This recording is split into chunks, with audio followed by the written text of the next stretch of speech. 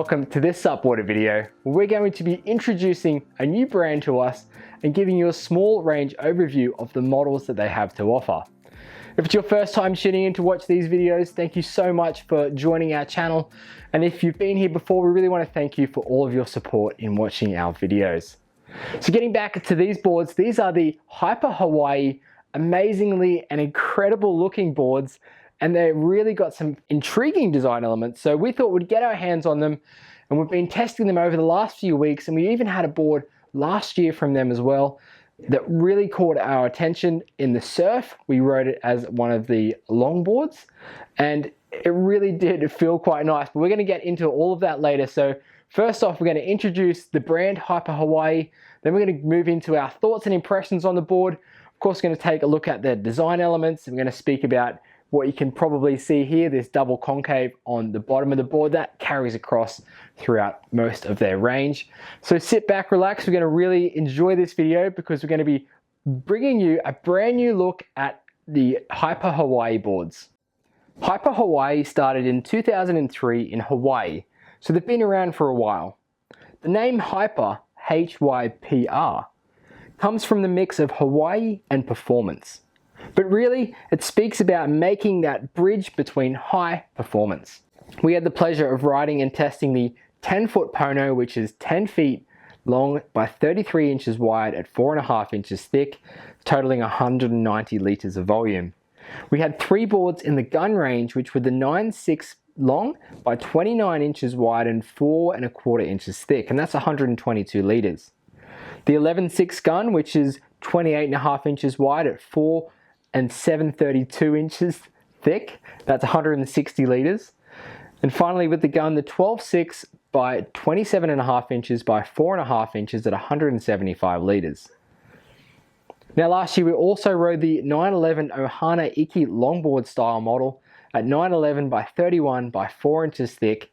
That was 185 liters. They also have the coffee table designs, the Kaimana range, race boards, and a few other models. They really are a solid board, and you can tell that just by the weight of them. Now HYPR Hawaii hand shape and hand finish all of their boards, and that gives you a great insight into their build process and that these boards really are handcrafted, and that's why they really do look spectacular and they're finished off really nicely as well. The core of the board is an EPS foam with a solid wood stringer. HYPR used an S-glass, which is a type of high strength cloth or fiberglass. So before the first layer of that glass is fitted, HYPR creates an I-beam construction through the middle of the board by cutting into the stringer and adding a little bit of S-glass to reinforce the board. Once this has been done, they vacuum bag a layer of S-glass, then a layer of that wood veneer is added and then vacuum bagged as well. Then a layer of clear glass again on top is vacuum bagged before the final coats are done by hand. If the board has a carbon rail, then these are installed between the wood veneer and the final glass coat. On all wood veneer boards, the standing area is reinforced with an additional glass plus wood veneer patch.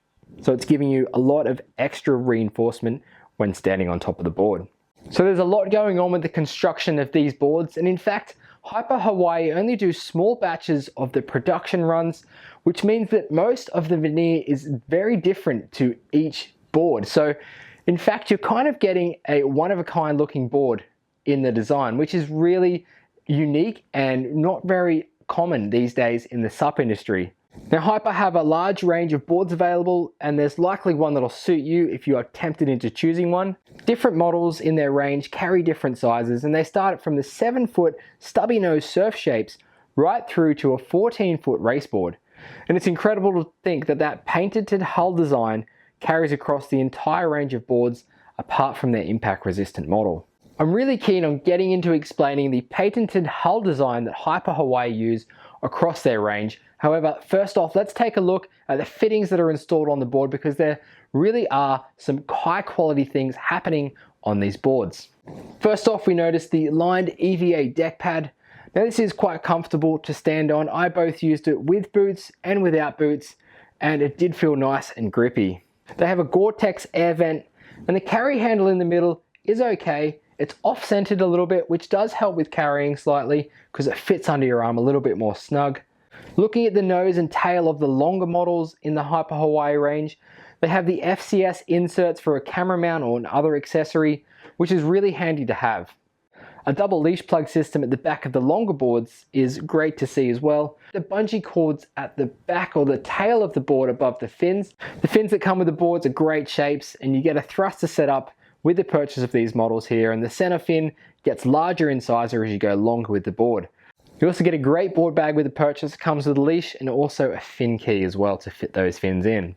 Great, so let's get into talking about this patented hull design, which I'm really excited about because I've actually never tried one of these designs before. It was very new to me and also to the SUPboarder team here, which is why we really wanted to get our hands on it.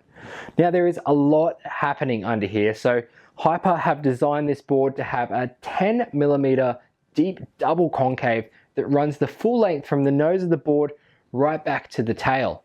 Now as we look out to the rails, you can see that they have a chined or a beveled rail that actually slopes upwards toward the rail of the board. Now this does help with a few different things on the water, but mostly what it does is it narrows the width of the board, so most of the board that's sitting in the water is a little bit narrower in width, which really helps you to rocket through and go a lot faster through the water.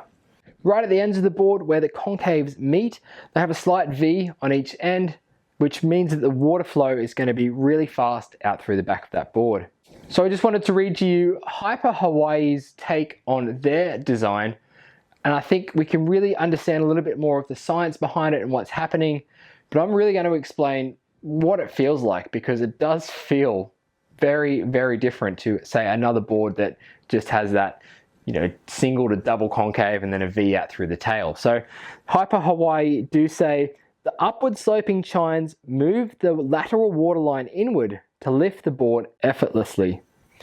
Match that with the bottom of the rail edges that slope upwards and you get speed from the moment you take off. In fact, the rails have a 3-inch slope towards the inner chine on each side, which makes the board feel 6 inches narrower while on the move, creating the fastest in high-performance hull design. The unique 10mm deep double concave increases lift, improves tracking, and makes these boards extraordinarily stable for their width.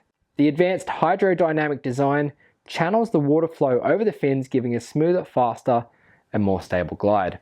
Yes, that was a really great explanation from HYPR Hawaii about their design, but I really think that we should talk about how it feels, because we can talk about this design and the science all day long, but let's get it on the water and translate that into how it feels out there when you are paddling. So first off, I need to say that the boards are heavy. Their construction, the multiple layers of glass, that wood veneer, they've got a lot happening here. They are quite heavy. Now, that doesn't mean that they aren't performing well. So they do have different constructions. You can see that we have a different color wood veneers here, and also we've got this UV or this purple finish here behind me, which is actually quite lighter than these other boards. So this has the carbon stringer and it is a lighter board all round when compared to the 10-foot PONO or the 11.6 gun. They are definitely one of the heaviest boards on the market today, but if you can get past the weight of these boards, they actually perform quite nicely. I really felt like with their weight, it does help to glide the board and it feels smooth and effortless through the water when paddling. Personally, I like a little bit more weight in my boards. That's just going to give me that little extra flow down the line, and plus it does feel really nice when you jump on the water on something that's a little bit heavier. It sinks down into the waterline a little bit more, which does help with stability because you're lower center of gravity and you're a bit lower to the water. But the way it just takes off through the water, I do feel like there is a definite lift, a definite speed, and I think it does improve tracking as well, because these deep channels in the middle of the board are really going to help that water flow in a straight line, and it's going to help your board move in that straighter line as well. In fact, when we were catching waves on the 9.6 gun, although the reaction time is a little slower because of the weight and length, it doesn't really matter because it feels smooth, controlled, and just feels like you're connecting with the water and driving through your turns. And I actually quite like that feeling, and I'm sure a lot of you out there would as well. So there's nothing against having a heavy board. I'd say the only downsides of having a heavy board is carrying it longer distances and getting it up and onto the roof of your car and down as well. But other than that, having a little bit heavier board out on the water does really make for a nice, smooth paddling experience. Now, I speak about the feeling that I get from riding these boards, and I do understand that it's a very personal thing to have your own feeling that you're going to get out of a board. But I feel across the range from the 9.6 gun to the 11.6 gun, the 10-foot PONO, the 12.6 gun we tried, and also the 911 OHANA-IKI, they all quite felt similar when we were paddling it. There was nothing really too different when we jumped on the board, and that's really, I think, down to this hull design underneath the board, because they do translate across the range, which makes the board feel very, very similar. So jumping from one to the other, yes, you do notice a size difference, the volume difference, and a paddling difference as well. But, woo, caught it. But, but in fact, the boards actually do control very similar across the range. Now, the 10-foot PONO we have here is quite wide at 33 inches. So the 10-foot PONO, or the PONO range, is definitely made for those heavier riders or even those beginner paddlers looking to get out there on the water. You're going to get a lot of stability out of that board. Sticking with the 10-foot PONO, we had this out in some really nice paddling conditions. The rails on the PONO are quite sharp all the way up to the end of the board, and that's actually okay for paddling in flat water, because you really want that fast release from the water, which is going to make it a lot quicker. And you also helps with tracking a little bit because it holds into the water. But taking it out in the surf, we didn't manage to get this board out in the waves, but we do know a few of HYPR Hawaii customers that have this board in the waves, and they are finding it really nice to surf.